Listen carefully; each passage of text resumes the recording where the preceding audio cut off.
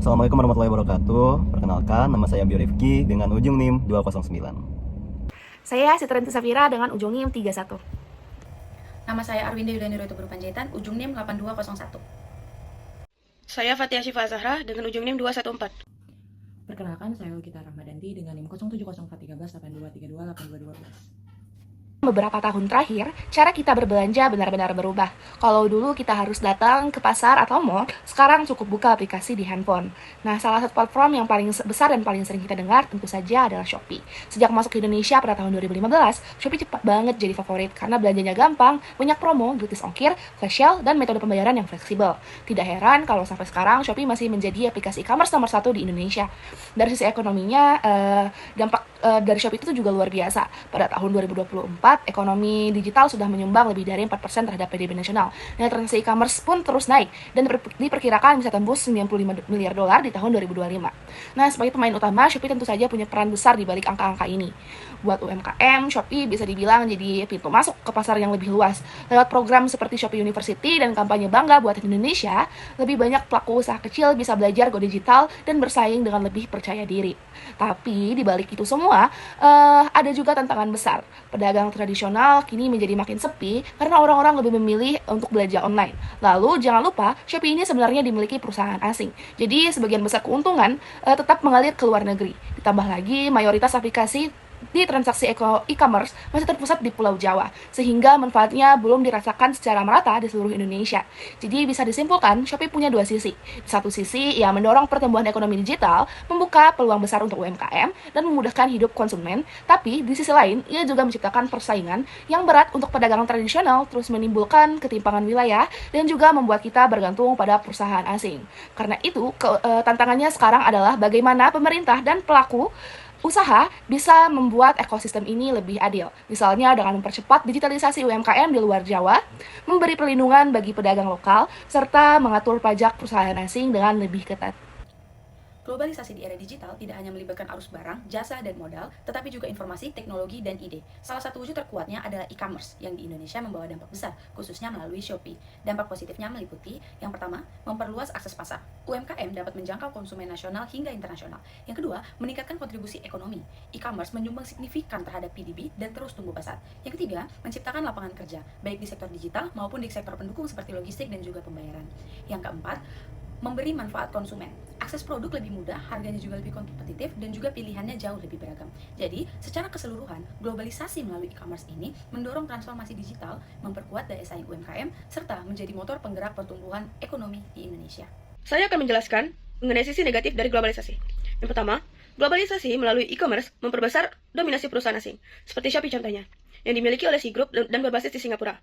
Artinya, meskipun Shopee berkontribusi dalam mendorong pertumbuhan ekonomi Indonesia, sebagian besar keuntungan perusahaan tetap mengalir ke luar negeri. Hal ini menimbulkan apa yang disebut sebagai economy leakage, yaitu kebocoran keuntungan nasional yang seharusnya bisa diinvestasikan kembali ke dalam negeri. Yang kedua, e-commerce seringkali memperburuk kesenjangan antara pedagang modern dengan pedagang tradisional. Banyak pedagang pasar konvensional kehilangan konsumen karena masyarakat lebih memilih berbelanja secara online dengan harga yang lebih murah dan pilihan yang lebih banyak. Fenomena ini menimbulkan potensi disrupsi sosial di level bawah, di mana pedagang tradisional kesulitan beradaptasi dengan teknologi baru. Yang ketiga, manfaat globalisasi tidak merata secara geografis. Data menunjukkan bahwa 83% transaksi e-commerce terkonsentrasi di Pulau Jawa. Artinya, pelaku usaha dan konsumen di luar Jawa masih tertinggal dalam memanfaatkan peluang ekonomi digital. Infrastruktur yang kurang memadai, biaya logistik yang mahal, serta keterbatasan akses internet membuat ketimpangan antar wilayah semakin nyata. Alih-alih mengurangi kesenjangan, globalisasi justru beresiko memperlebar jurang pembangunan. Yang keempat, persaingan di platform digital sangat ketat, sehingga UMKM sering terjebak dalam perang harga. Banyak penjual terpaksa menjual produk dengan margin tipis demi menarik konsumen. Sementara itu, biaya promosi dari iklan digital di Shopee semakin tinggi, sehingga UMKM tidak memiliki modal besar, sering kali kalah bersaing dengan brand besar. Keempat, persaingan di platform digital sangat ketat, sehingga UMKM sering terjebak dalam perang harga. Banyak penjual terpaksa menjual produk dengan margin tipis demi menarik konsumen. Sementara itu, biaya promosi dan iklan di Shopee semakin tinggi, sehingga UMKM yang tidak memiliki modal besar seringkali kalah bersaing dengan brand besar atau pedagang bermodal kuat. Hal ini memperlihatkan bahwa meskipun globalisasi membuka pasar, tidak semua pelaku usaha memiliki kapasitas yang sama untuk memanfaatkan peluang tersebut. Dan yang terakhir, yaitu ketergantungan pada platform asing menciptakan risiko dependency trap. Jika suatu saat Shopee mengubah kebijakan internal, seperti menaikkan biaya layanan atau mengurangi subsidi ongkos kirim, UMKM akan langsung terdampak. Situasi ini menimbulkan kerentanan struktural karena terlalu banyak UMKM yang bergantung pada satu platform besar.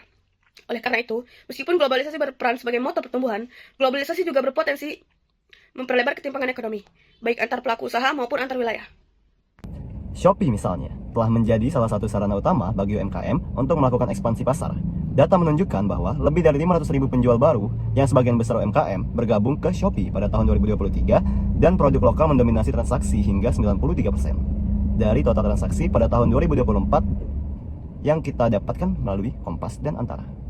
Artinya, Shopee bukan hanya platform jual beli biasa, melainkan wadah yang benar-benar mendorong transformasi digital untuk UMKM. Oleh karena itu, Shopee merupakan salah satu contoh paling nyata bagaimana globalisasi digital mempengaruhi dinamika ekonomi di Indonesia. Diluncurkan pertama kali pada 2015 oleh Sea Group yang berbasis di Singapura. Shopee berhasil melakukan ekspansi pesat dan menjadi platform e-commerce terbesar di Indonesia. Berdasarkan survei APJII, pada tahun 2025, Shopee menguasai 53,22% pangsa akses pengguna e-commerce nasional, naik signifikan dari 41,65% pada tahun 2024. Dikutip dari bisnis.com pada tahun 2025. Dominasi ini menjadikan Shopee sebagai raja e-commerce di pasar domestik. Ditambah dengan adanya data bahwa Shopee juga menunjukkan bahwa 84% penjual aktif di Shopee adalah UMKM lokal dan produk lokal mendominasi hingga 93% dari total transaksi, yang dikutip dari Antara pada tahun 2024. Untuk mendukung pertumbuhan UMKM, Shopee meluncurkan program seperti Shopee University yang memberikan pelatihan digital marketing, manajemen stok, hingga strategi branding. Dan juga kampanye Bangga Buatan Indonesia yang mempromosikan produk UMKM lokal agar lebih dikenal konsumen nasional. Dan juga ada program ekspor Shopee yang membuka akses pasar global bagi UMKM Indonesia untuk menjual produknya ke negara lain di Asia Tenggara. Hasilnya, tentunya banyak UMKM mengalami peningkatan pendapatan hingga 30% year on year setelah memanfaatkan platform Shopee. Dan juga kontribusi Shopee terhadap pertumbuhan ekonomi digital sejalan dengan tren pertumbuhan ekonomi digital Indonesia. Kementerian Kominfo mencatat bahwa ekonomi digital menyumbang 4,66% terhadap PDB pada tahun 2024 dan diproyeksikan naik menjadi 8% pada tahun 2025. Nah, selain itu tentunya juga ada pemerataan dan tantangan. Meski peran Shopee dalam ekonomi digital sangat besar, distribusi manfaatnya masih belum sepenuhnya merata. Laporan mencatat bahwa sekitar 83% transaksi e-commerce masih terkonsentrasi di Pulau Jawa. Hal ini menunjukkan bahwa UMKM di luar Jawa belum memiliki akses yang sama terhadap pasar digital karena hambatan logistik, infrastruktur, internet, dan biaya distribusi lainnya. Shopee berupaya menjawab tantangan ini dengan memperluas jaringan gudang dan pusat distribusi ke berbagai daerah, serta bekerja sama dengan jasa logistik lokal. Namun, kesenjangan infrastruktur nasional tetap menjadi faktor penghambat pemerataan manfaat e-commerce. Dampak nyata Shopee bagi ekosistem ekonomi Indonesia. Selain meningkatkan pendapatan UMKM, Shopee juga menciptakan efek berganda terhadap ekosistem ekonomi Indonesia. Pertumbuhan transaksi mendorong permintaan tenaga kerja di sektor logistik, kurir, layanan pelanggan, hingga digital marketing. Banyak pekerja informal maupun individu dapat memperoleh penghasilan tambahan dengan menjadi reseller atau dropshipper melalui Shopee. Lebih jauh, kehadiran Shopee mendorong perubahan pola konsumsi masyarakat. Konsumen kini terbiasa dengan belanja daring yang lebih efisien dan terjangkau. Hal ini mendorong peningkatan daya beli sekaligus mempercepat transformasi gaya hidup digital masyarakat Indonesia. Baiklah, dari pembahasan tadi kita bisa menilai nih bahwa globalisasi digital lewat Shopee itu tuh seperti pedang bermata dua, di mana dalam satu sisi Shopee bikin UMKM makin maju, pasar makin luas, lapangan kerja nambah, dan tentunya ekonomi digital kita pun terus bertambah. Nah, di sisi lain ada tantangan juga seperti perdagangan tradisional itu tuh makin sepi, sebagian besar keuntungan pun lari ke luar negeri, dan transaksi masih numpuk di daerah Jawa aja. Oleh karena itu, bukan cuma pemerintah yang harus turun tangan untuk bikin aturan pajak yang lebih adil, bangun internet yang merata, dan bantu UMKM biar bisa bersaing secara global. Kita sebagai masyarakat juga harus aware sama yang namanya globalisasi, dimana jangan cuma jadi penonton, tapi turut dukung produk lokal dengan belanja lebih bijak dan siap beradaptasi sama perubahan digital biar kita semua bisa maju bareng. Sekian video penjelasan dari kelompok kami, terima kasih sudah menonton dan semoga bermanfaat.